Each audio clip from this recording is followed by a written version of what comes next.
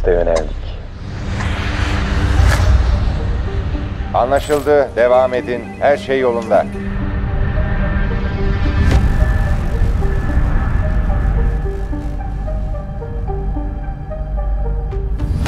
Bu ne şimdi? Uçak ekrandan kayboldu.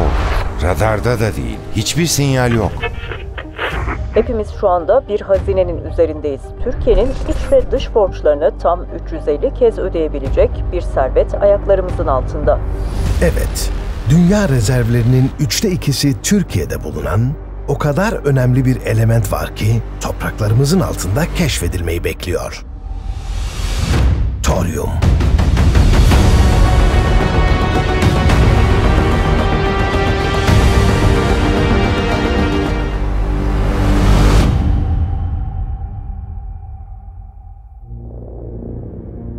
O zamanlar toryum değersiz bir madendi. Ama çok değil. 20 yıl içerisinde dünyanın en değerli madeni olacak, nükleer santrallerde kullanılan uranyumun yerini alacaktı. Toryumdan nükleer bomba üretilemezdi. Bunların en önemli özelliği bir kere hızlandırıcı ile tetiklendikleri için patlama, kazaya sebep olma durumları yok. Ve içinde plütonyum 239 olmaması nedeniyle de bir terörist odağı olmuyorlar. Çünkü plütonyum 239 atom bombasına gereken bir izotop. Bugünkü reaktörlerin en büyük problemi de bu. Eğer toryum projesi gerçekleşseydi, bu Türkiye ve Avrupa'da bir ilk olacaktı. Enerji, gelişmiş ve gelişmekte olan bütün ülkelerde ekonomik faaliyetlerin önde gelen koşuludur. Toryum projesiyle Türkiye rakipsiz olacak, enerji pazarını tümüyle eline geçirecekti. Üstelik tüm bunlar topraklarımızın altında yatan elementlerle yapılacaktı. Türkiye'nin toryum yatakları hemen hemen dünyanın en zengin yatakları. Yani Türkiye enerji ihtiyacını senede 50 ton toryumla karşılayabilir.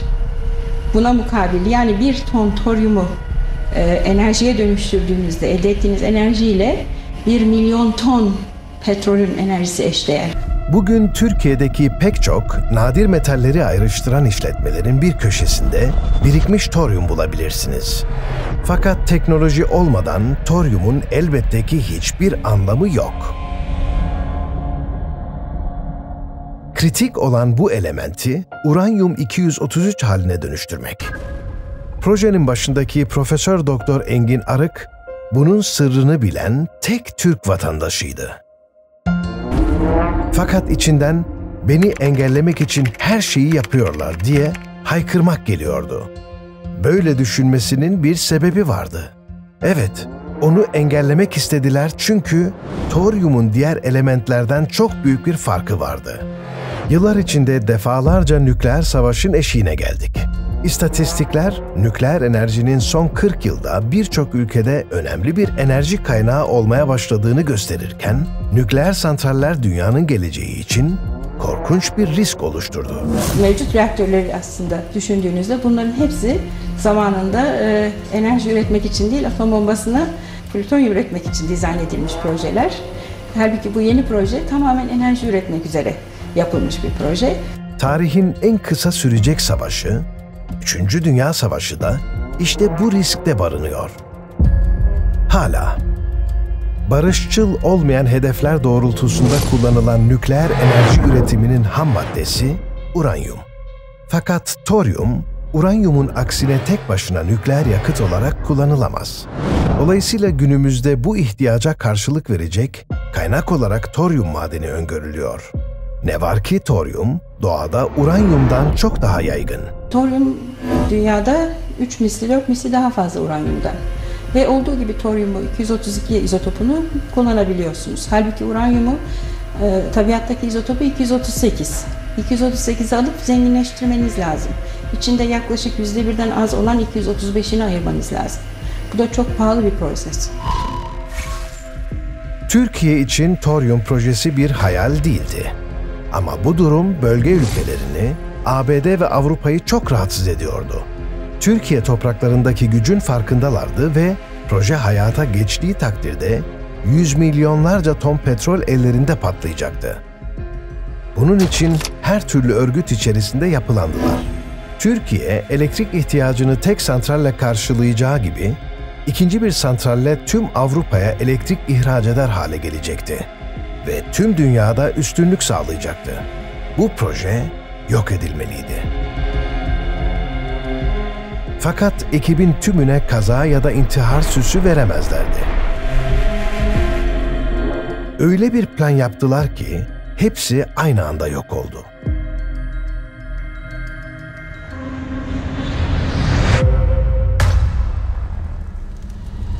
Isparta'da hava çoktan kararmıştı.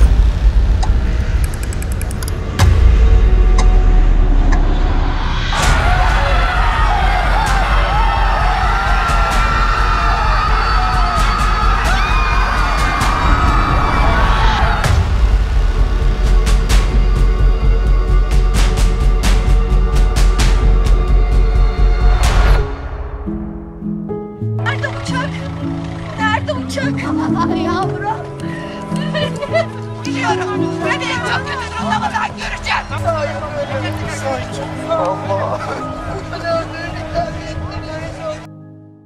ABD işbirliği ile Türkiye'ye sızan FETÖ yapılanması bu tarz projeleri her zaman engelleyebildi. ABD, FETÖ'yü Türkiye'nin gelişmesine bir engel olarak yine Türkiye'nin olanaklarını kullanarak sağlayabiliyordu. Fakat Engin Arık, önüne sürekli engel çıkaran TÜBİTAK'taki meslektaşlarına rağmen bürokrasiyi zorlamaya devam ediyordu. Sonunda Büyük Toryum projesi başkanlığa gönderildi. Bunu öğrendikten sonra Engin Arık ve ekibi yoğun bir tempoyla çalışmalarını sürdürdüler. Gelen haberlere göre proje hayata geçecekti. Her durumda oyunun kazananı Türkiye olacaktı. Türk Hızlandırıcı Merkezi çalıştayı başlıyor. 30 Kasım'da Isparta Süleyman Demirel Üniversitesi'nde başlayacak olan çalıştaya toryum santralleri konusundaki projelerini ortaya koymak için Profesör Doktor Engin Arık ve ekibi sunumlarını yapacak. Bir fizik çalıştayı vardı. Orada Devlet Planlama Teşkilatı'ndan aldıkları bir projeyle ilişkili bildiriler sunacaklardı. Yaptıkları çalışmalar ve elde ettikleri gelişme adımları konusunda bildiri sunacaklardı. Çok büyük bir fırsattı bu. Ekip Isparta'ya gitmek için tamamen hazırdı.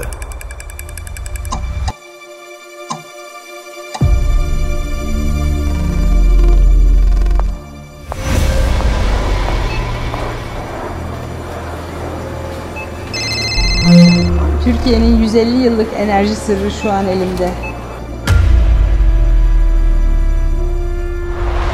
Toryum'dan nükleer enerji projesinin mimarı ve İsviçre'deki parçacık hızlandırma laboratuvarı CERN'in bir benzerini Türkiye'de kurmak için yola koyulan Engin Arık ve 5 kişilik ekibi 30 Kasım 2007 tarihinde şüpheli uçak kazasında can verdi. Böylelikle Arık'ın devlet destekli Türk Hızlandırıcı Merkezi hayalleri bir süreliğine rafa kaldırıldı. Pekala bu kaza bir tesadüf olamazdı. Kazanın nihai raporunu hazırlamak tam 1 sene sürdü. Yapılan araştırmalara göre Isparta uçağına bakım yapan firmanın Atatürk Havalimanı'nda hat bakım yetkisi yoktu. Öyle ki bakım raporlarında ismi ve imzası bulunan kişilerin havalimanına giriş yetkisi dahi yok. Uçağın EGPVS yani geliştirilmiş yer yaklaşım ikaz sistemi bozuktu. Ne var ki uçak Türbetepe'ye çarparak kaza yapmıştı. Fakat sistem arızası ne pilotlar ne bakımcılar rapor edilmedi. Eğer sistem bu uçuşta işlevsel olsaydı, ekip çarpmadan yaklaşık 1 dakika önce ikaz edilmiş olacaktı. En önemlisi de kara kutular. Uçaklara ait kara kutular, kazaların nedenlerini anlamak ve neden-sonuç ilişkilerini kolayca kurabilmek için kullanılır. Uçağın kara kutuları kazadan sonra incelenip analiz edildiğinde, kokpit sesini kaydeden kutunun kazadan 9 gün önce kayıt almayı durdurduğu tespit edildi. Uçuş verilerini depolayan FDR ise uçuş başladıktan 9 dakika sonra devre dışı kalmış. Yani uçak kalktıktan 9 dakika sonra kaydedilen hiçbir veri yok. Ne tesadüf, değil mi? 2009 yılında düşen ve Muhsin Yazıcıoğlu ile birlikte 5 kişinin yaşamını yitirdiği helikopter kazasında Kazaya ilk müdahaleyi yapacak ekibin başında Feridun Seren vardı. Feridun Seren kim mi? Helikopterin kara kutusunu tornavidayla söküp çalarken yakalanan yetkili. Bir süre sonra delilleri karartma suçundan hapis cezası aldı. Ne ilginçtir ki 2007'deki Isparta uçak kazasında da ekibin başında yine aynı kişi vardı. Uçaktaki uçuş yönetim sistemi kontrol edildiğinde, uçağın Isparta Havalimanı'na otomatik olarak uçmasını sağlayan verilerin yüklenmediği tespit edildi. Bu yüzden ekip manuel olarak yön bulmaya çalıştı. Ve pilotlar Isparta'ya ilk kez uçuyorlardı. Üstelik bu bir gece uçuşuydu ve rotadan çok büyük bir açıyla saptılar. Fakat acil durum sinyali hiç gönderilmedi. Öte yandan düşüşün yaşandığı Türbetepe'de uçak ikaz lambası çalışmıyordu. Ama yani iki tarafı dağlık. Yani belli bir açıdan geldiğiniz zaman doğru dürüst inersiniz. Bilmiyorsanız havalarını, gece şartlarında mesela o Türbetepe'de bir uyarı ışığı yok, kırmızı ışık yok orada. Son anda pilotlar bir yangın gözetleme kulesi var. Yani küçük bir beyaz yapı. Belki son anda onu gördüler, çektiler uçağı kaldıralım diye. Kuyruk bir tepeye çarptı, bu yamaca karnıyla vurdu. İki parça halinde çünkü uçak. Ayrıca kazada ölen iki pilotun bölge hakkında uçuş eğitimleri almadığı, simülatör eğitimini ise eksik aldıkları ortaya çıktı.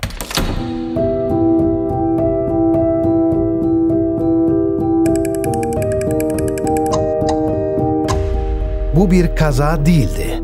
Türkiye'nin yeni bir çağa girmesini engelleyen bir sabotajdı. Toryum toprağın altında gömülü kaldı. Rotası belli olmasına rağmen uçak kazadan tam 4,5 saat sonra bulunabildi. 4,5 saat. Engin Arık'a ait tüm eşyalar enkazdan çıkarılıp ailesine teslim edilirken, çalışmalarının bulunduğu bilgisayarı enkazdan çıkmadı. Çanta kayıptı. Kendi milli savunma sistemini inşa etmeye çalışan Türkiye, bu alanda çalışanların şüpheli ölümleriyle ilk kez karşılaşmamıştı. Ne var ki Türk Silahlı Kuvvetleri'ni güçlendirme hizmeti gören Aselsan, 2006 yılından itibaren başlayan kilit görevlerdeki mühendislerin şüpheli ölümleriyle de gündeme gelmişti. Sonradan mühendislerin ölümlerinin intihar ya da kaza süsü verilmiş cinayet olduğu ortaya çıktı.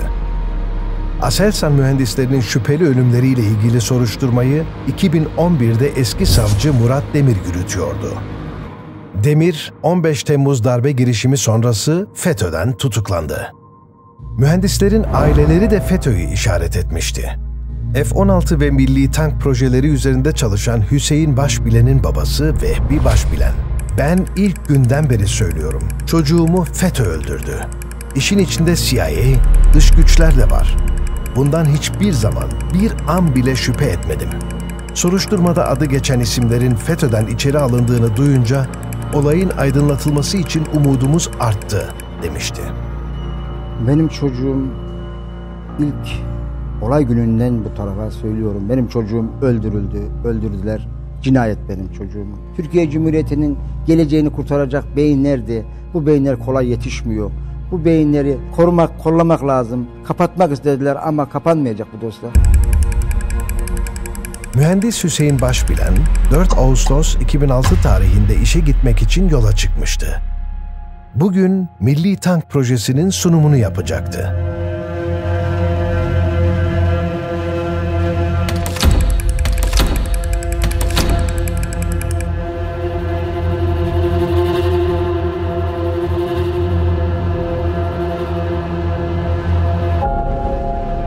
Olay yerine ilk gidenlerden Hüseyin Başbilen'in akrabası Sinan Akyol.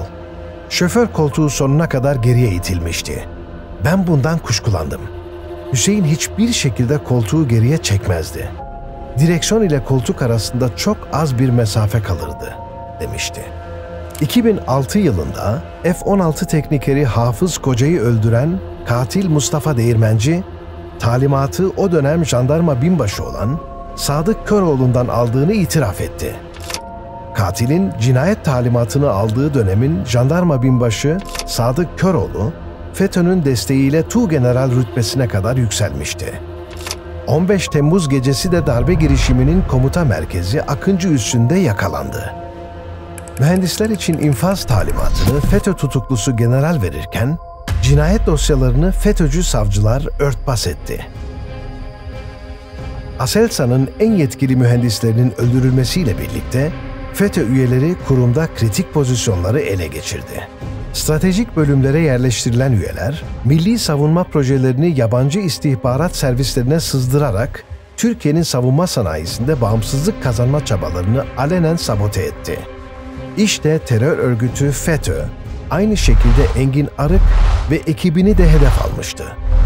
FETÖ'nün Isparta'daki yapılanmasıyla ilgili dikkat çeken bazı ayrıntılar daha var. FETÖ mensubu Muammer Görgeç'in cep telefonunda yer alan bir ses kaydına göre, Görgeç ve kimlikleri tespit edilemeyen 2 kişi Isparta'daki uçak kazası hakkında konuşmuş ve uçağı İsrailliler düşürdü. Ölen akademisyenler toryum üzerinde çalışıyordu. Bu çalışmalara katılan bir akademisyen uçakta bulunmuyordu. O akademisyeni bulup toryum bölgelerini tespit edelim şeklinde ifadeler kullanmışlar. Engin Arık'ın eşi Profesör Doktor Metin Arık, yayımlanan belgelerin ardından kazanın bir sabotaj olduğuna kanaat getirdiğini belirtti. WikiLeaks belgelerinde kazanın gerçekleştiği günün akşamı, dönemin Sivil Havacılık Genel Müdürü Ali Arıduru'nun ABD Büyükelçisini telefonla arayarak Türkiye'nin ABD ile yaptığı işbirliğinin gizli tutulmasını istediği öne sürüldü. Bu son derece başarılı bir proje. Son derece iyi sonuçlar doğuracağına inanıyorum. Türkiye yeni bir çağ açıyordu. FETÖ bunu daha önce de yaptığı gibi yine engelledi. 2007'de Isparta'da gerçekleşen ve 57 kişinin hayatını kaybetmesine neden olan uçak kazasıyla ilgili olarak Hava Yolları İdaresi'nden 2 kişi hapis cezası aldı. Kaza, Türkiye'nin çok fazla konuşulmayan toryum zenginliğini ortaya çıkardı. Fakat Isparta'da düşürülen uçakta hayatını kaybeden, Türkiye'nin toryum madeni araştırmalarını yürüten ekiple ilgili gizem hiçbir zaman ortadan kaldırılamadı. Geleceğin yakıtı Türkiye topraklarında.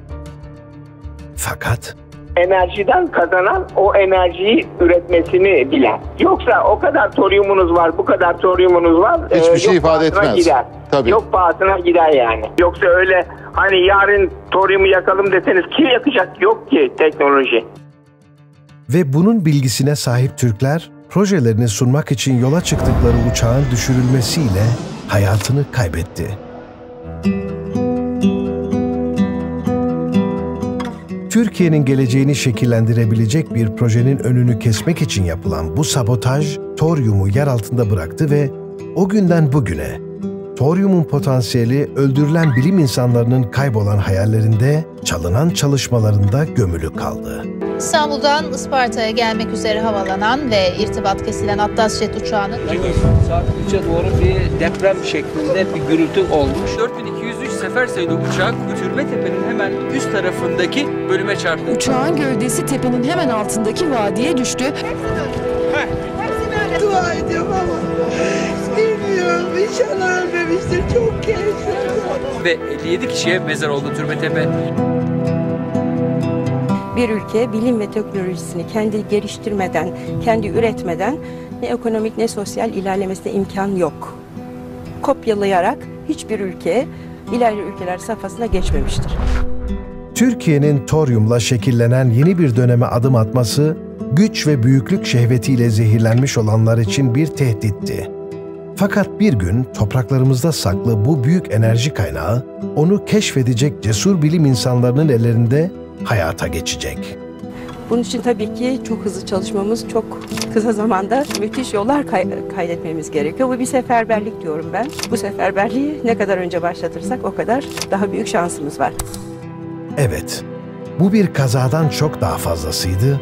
Ancak Engin Arık ve ekibinin çalınan mirası yeniden canlanacak ve toryumun gücü ülkemizin yükselişine yön verecek. Toryumun yolculuğu o gün yeniden başlayacak.